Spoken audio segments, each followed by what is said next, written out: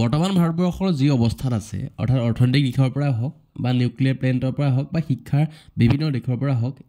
এই গোটেই ক্ষেত্ৰসমূহত মূল ভূমিকা লৈছিলে এই ব্যক্তিজনে আৰু তেখেত হৈছে ভাৰতবৰ্ষৰ 13 সংখ্যক অৰ্থাৎ ত্ৰয়োদশ প্ৰধানমন্ত্ৰী প্ৰয়াত ডক্টৰ মনমোহন সিং 26 ডিচেম্বৰ 2024 চনত অৰ্থাৎ কালি ভাৰতৰ প্ৰাক্তন প্ৰধানমন্ত্ৰীগৰাকীয়ে 92 বছৰ বয়সত দিল্লীৰ এইমছত শেষ নিশ্বাস ত্যাগ কৰে গতিকে তেওঁৰ ওপৰত কেইটামান আজি কথা পাতিব ওলাইছোঁ ভাৰতবৰ্ষৰ কাৰণে কি আগবঢ়াই গ'ল অসমৰ লগত কি সম্পৰ্ক আছিলে গোটেইখিনি কথা তেওঁলোক আজি আলোচনা কৰিম আৰু ভিডিঅ'টো আমি আজি আৰম্ভ কৰোঁ আপুনি যদি এই ফিল্মখন চাইছে দ্য এক্সিডেণ্টেল প্ৰাইম মিনিষ্টাৰ তেওঁৰ বিষয়ে সকলো কথা গম পাব এই ফিল্মখনৰ দ্বাৰা তেওঁ বিশেষ এটাই বিশেষত্ব আছিলে তেওঁ কথাবোৰ কমকৈ কয় তেওঁ কামেৰে পৰিচয় দিছিলে যেতিয়া লোকসভা ইলেকশ্যনত তেওঁ বিৰোধী আৰু সমালোচকৰ সন্মুখীন হৈছিল তেতিয়া তেওঁ কৈছিলে এদিন মোক মোৰ কামৰ দ্বাৰা ৰাইজে মনত ৰাখিব তেওঁ মিডিয়াৰ দ্বাৰা নহয় বুলি কৈছিলে গতিকে সঁচাকৈ আজি আমি তেওঁ কামৰ দ্বাৰা মনত পেলাইছোঁ 1932 চনৰ 26 ছেপ্টেম্বৰত পাকিস্তানত মানে বৰ্তমান পাকিস্তান পৰে ঘাঁহত তেওঁৰ জন্ম হৈছিলে তাৰপিছত তেওঁলোক পাৰ্টিশ্যনৰ যোগেদি 1947ৰ ভাৰতত প্ৰৱেশ কৰে তাৰপিছত তেওঁলোকে ইয়াতে স্থায়ী বাসিন্দা হিচাপে থাকে তাৰপাছত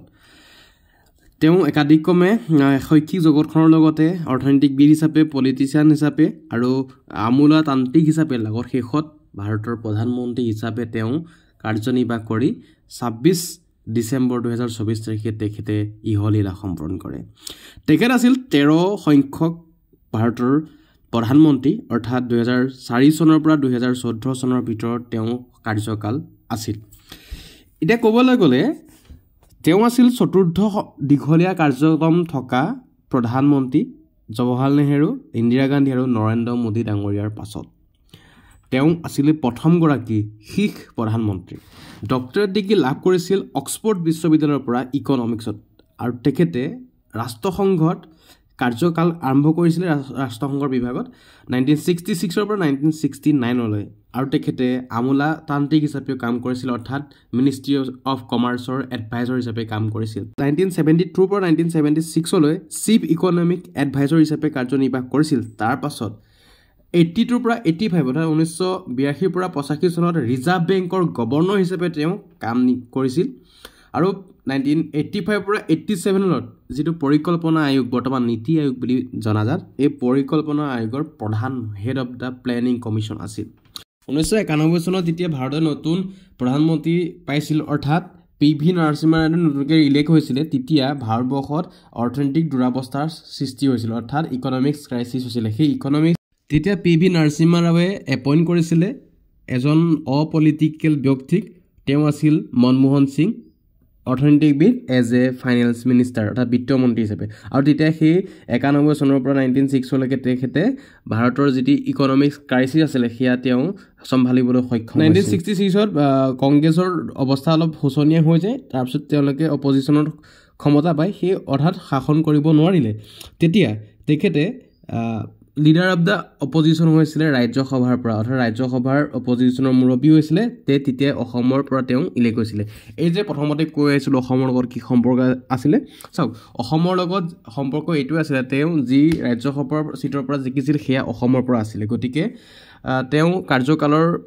2019 চনলৈকে যি আছিলে সেয়া অসমৰ পৰা প্ৰতিনিধিত্ব কৰিছিল আৰু 2019ৰ পৰা 2024 চনলৈকে ৰাজস্থানৰ ৰাজ্যসভাৰ সিটৰ পৰা তেওঁ প্ৰতিনিধিত্ব কৰিছিল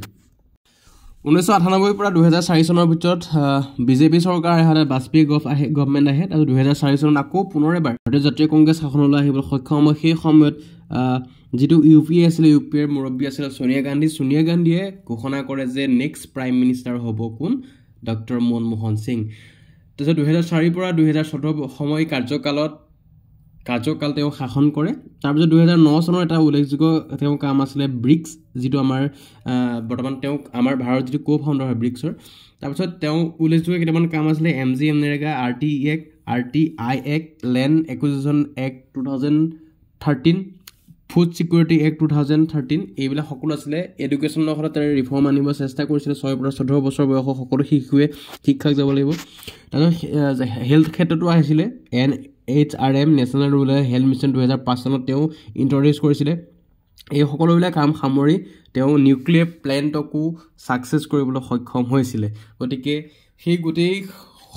বৰ্তমান ভাৰতৰ যিখিনি অৱস্থা দেখিছে মূল ভেটি ক'বলৈ গ'লে doctor Manmohan Singh, doctor APJ Abdul Kalam, প্ৰতিভা দেৱী সিং পাটিল, প্ৰণৱ মুখাৰ্জী, তিনিগৰাকী ৰাষ্ট্ৰপতিৰ অধীনত তেখেতে কাম কৰিছিল। সুদীৰ্ঘ 33 বছৰ কাল তেওঁ ভাৰতবৰ্ষৰ ৰাজনীতিত দিয়াৰ পাছত